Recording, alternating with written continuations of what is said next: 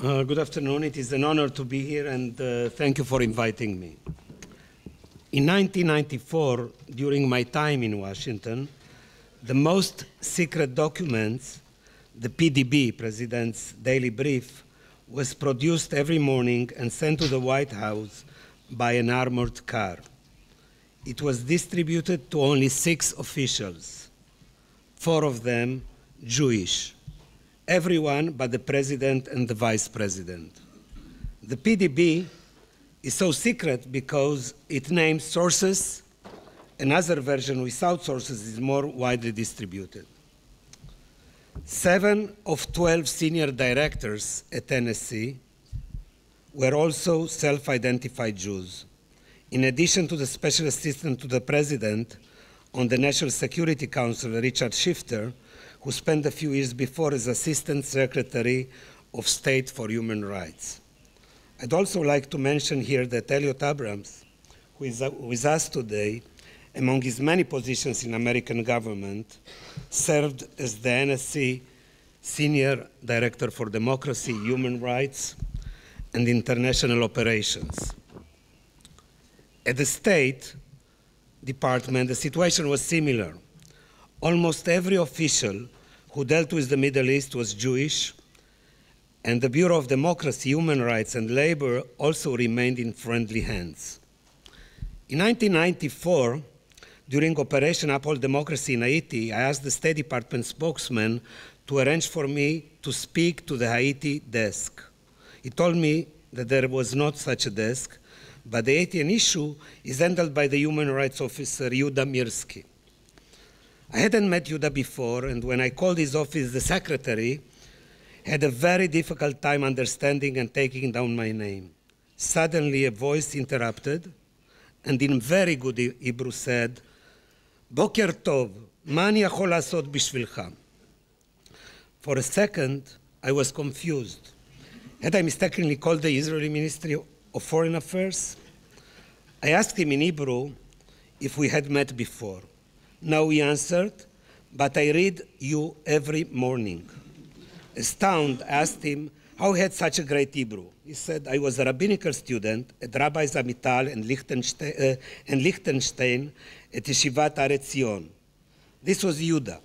Later, in one of my columns, I mentioned that this could only happen in America. No Israel foreign minister from right to left would dare to put a settler in charge of human rights. I'm starting my talk with this anecdote because we are dealing today with the future of US-Israel relations, and I was asked to speak about American Jewry. I have no doubt that many of my fellow speakers will discuss the crucial importance of the US to Israel as an ally, and I wanted to start by mentioning how critical the role of American Jewry is in this equation, how vital the US Jewish community is to Israel as a strategic asset. I need to emphasize here that none of those prominent Jewish public service officials had ever a problem of dual loyalty. They are always first Americans and then Jewish. Their loyalty is to the Stars and Stripes and to their president was never a question in their minds. And that's exactly how it should be. And we Israelis need to grasp that. Most of them, along with the vast majority of American Jews, are not right-wingers or ideologically identified with the greater Israel, Eretz Yisrael Shlema. Most of them are liberals and Democrats, even some of the Republicans. But when it comes to Israel's existential challenges, they feel for Israel and they are committed to its existence, most of them within the 67 border. More than that, they made an effort and succeeded in finding the tangential interests of both countries by emphasizing the importance of Israel to the US in this turbulent neighborhood of ours. The last example I want to use here took place in 1991 during the first Gulf War. I joined anonymously as a journalist the convoy of Paul Wolfowitz and Larry Eagleberger, who came to calm down Prime Minister Shamir. The convoy was on its way to the first American Patriot missile base at Holon Junction. On this wet and muddy winter day, my car entered unnoticed. Paul Wolfowitz was then number 3 at the Pentagon, and the commander of the unit in Holon, Lieutenant Colonel Krimkovich, met his car with a salute. Wolfowitz got out, looked at his name tag, and said, "You are Krimkovich? I am Wolfowitz, and you better take good care. I have a sister living in Jerusalem. It makes all the difference." Krimkovich began to speak about his childhood in Brooklyn. In recent years, there has been a relative erosion in the political representation of Jews in the United States.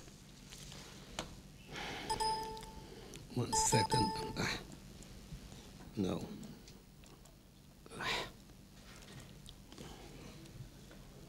Back. Sorry.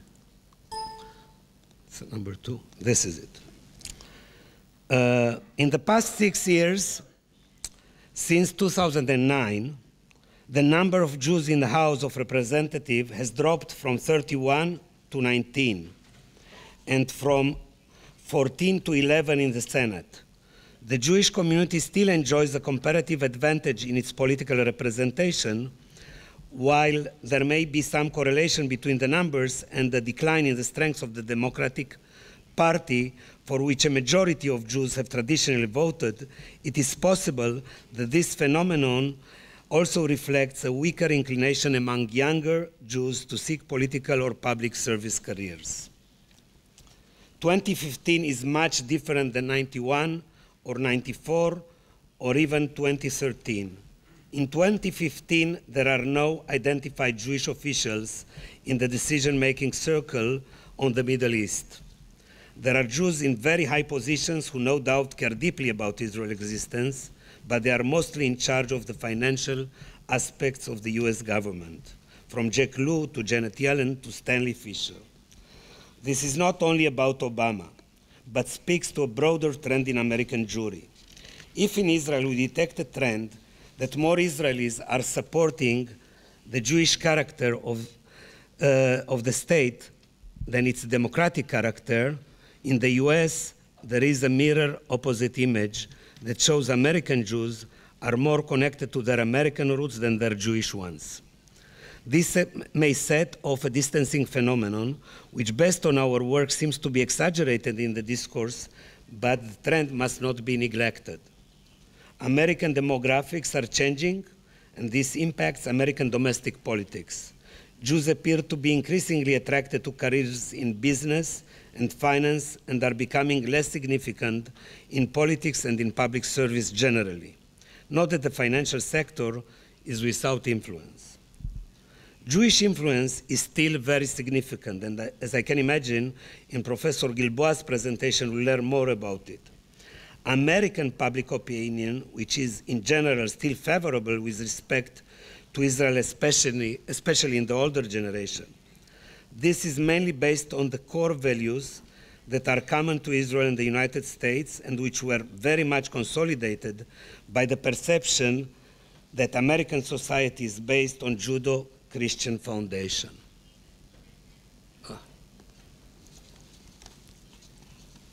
One second. Here is a picture of the US Army chaplain's insignia, which, as you can see, includes both a cross and a Magen David. This says much. Second, it is based on the understanding that the two countries have common strategic interests, only part of which derive from their shared values. And third, the positive public opinion numbers with respect to Jews are based on the Jewish contribution to America, to the American society and to culture in politics, science, medicine, music, literature, theater, film, and fine arts. It's no secret that there are many Jewish creators in Hollywood, from Exodus and the Ten Commandments through Schindler's List to Seinfeld, which popularized many Yiddish and Hebrew expressions in pop culture, and which continues at least for a few more months with Jon Stewart. Here is Star Trek's Mr. Spock, played by the late Leonard Nimoy. Notice that his signature hand gesture is that of the priestly benediction, the Birkat Kohanim, This is not the only inside joke that can be found in American media. Kabbalah centers abound in the States, and Madonna and Kanye West and Kim Kardashian are shopping for multi-million-dollar homes in Tel Aviv. Is it surprising that Moshe Kahlon has such a challenge of affordable housing in front of him? I'd like to go now to an analysis made by JPPI senior fellows Dr. Shlomo Fisher and Professor Uzi Rebon of the 2013 Pew Report, A Portrait of Jewish Americans. We learned that the Jewish middle, traditionally the spine of the community, is weakening. 58% of Jewish children in New York are Orthodox, 2/3 of which are Haredi. It is unlikely that those 2/3 will carry significant Jewish influence. Nationally, in the last 20 years, the Orthodox almost doubled from 6 to 10%. The Reform have remained about 1/3 of the community, but the conservative movement has shrunk over 50%. This means that we see an increased polarization. There is a very slight movement from conservative to Orthodox, a more significant movement from conservative to Reform, and an alarming drift from Reform Judaism to no affiliation at all. In 1990, 15% of the Jewish community claimed no affiliation. That number is 30% today. It has doubled. Jews of no religion, Pew's term, are not the strongly affiliated secular Jews of the past. They represent 22% of the entire American Jewish community population, and over 30% in the younger age cohorts. There are two new communities. First, about 750,000 Russian-speaking Jews who are Jewish patriots and care much about Israel, but are mostly non-religious and can't find their way easily in the organized Jewish world. They have created a successful supplementary learning mechanism. If this system could be combined with the Jewish Sunday schooling or Jewish schools, the Russians would get some Yiddishkeit, and the American Jewish schools could take the opportunity to enhance math and science studies. There are around 500,000 Israelis living in the US, a steady movement in both directions. They also should be embraced by American Jews. Both groups could re-energize the community. Here I would like to refer to the situation on American campuses. Anti-Semitic incidents, academic boycotts, boycotts of scientific collaboration, divestment, initiatives, and other phenomena that was rarely seen in the past are now much more visible. These efforts have so far met with little success, but the Jewish students and Israelis on American campuses feel increasingly uncomfortable. Organized Israel Apartheid Weeks, which take place in March or April each year, are not just events where leaflets are distributed and conversations are held about the situation here. They also include demonstrations, mock checkpoints, and bits of street theater where students dressed as Israeli soldiers abuse Palestinian victims. According to research conducted by the Institute for Jewish and Community Research, 41% of Jewish students report hearing anti-Semitic and anti-Israeli remarks from professors and lecturers on the campuses. Our worry is that we are witnessing the development of an anti-Semitic wave. These processes are accompanied by another challenge, the generational transition of leadership. We are losing the generation that kept strong in the back of their minds the Holocaust, the establishment of the State of Israel, and the Six-Day War. This transition is characteristic not only to the organizational system, but also in the spiritual, cultural, political, and public sectors. The good news is that there are more Americans who feel rooted in Jewish civilization.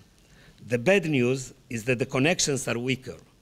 We have a new, wider circle of Americans who have some Jewish family connections, perhaps a Jewish grandparent. The grandchildren of Ellen Dershowitz, for example, none of them is halachically Jewish, but they have a greatly committed grandfather. A reverse example is that the presidential candidate Hillary Clinton has a granddaughter born to a Jewish father. What does this all mean? In my view, it has some important significance. The impact of Sarkozy's 2007 election, when he proudly acknowledged his Jewish grandfather, it caused immediate relief through the Jewish community in France. Today, of course, there is a different trend. Another similar story involves the Romanian Prime Minister Petre Roman, who was elected following the revolution in '89.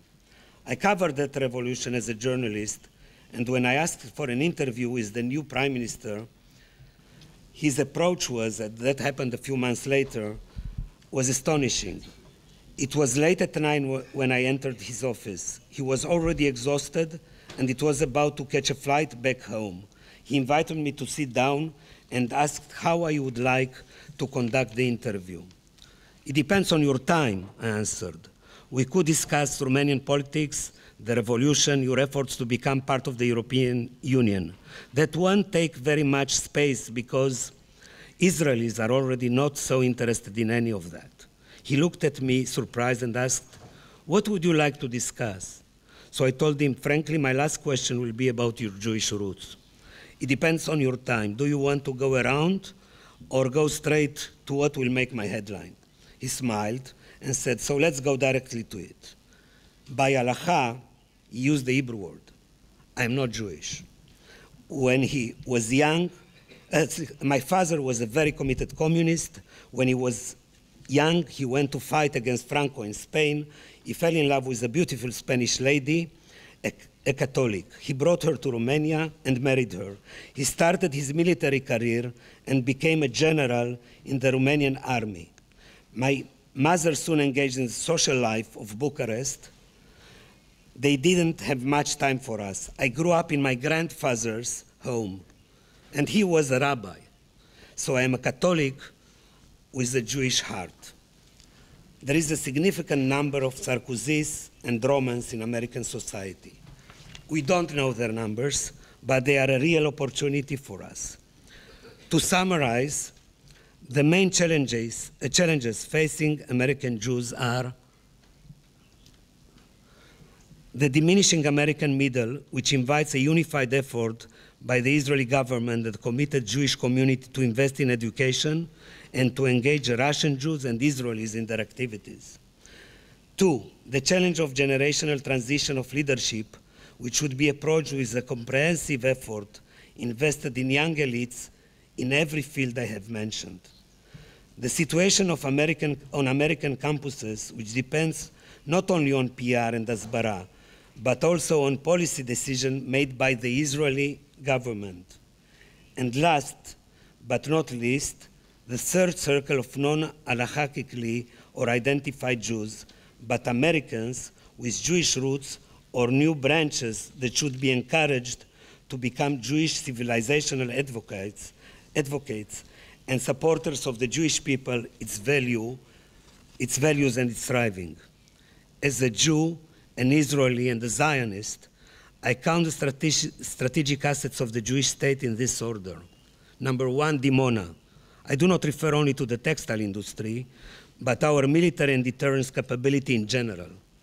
Number 2, Jerusalem, which embodies the ideology of yearning for Zion, our values and our aspirations. This is why we need Dimona. 3, the Jewish influence everywhere and in every field that helps us keep everything together. This is why American Jewry is such a strategic and vital asset. Many other assets, including an enlarged territory, are important, but these are the 3 most important to our existence as a Jewish state. Thank you.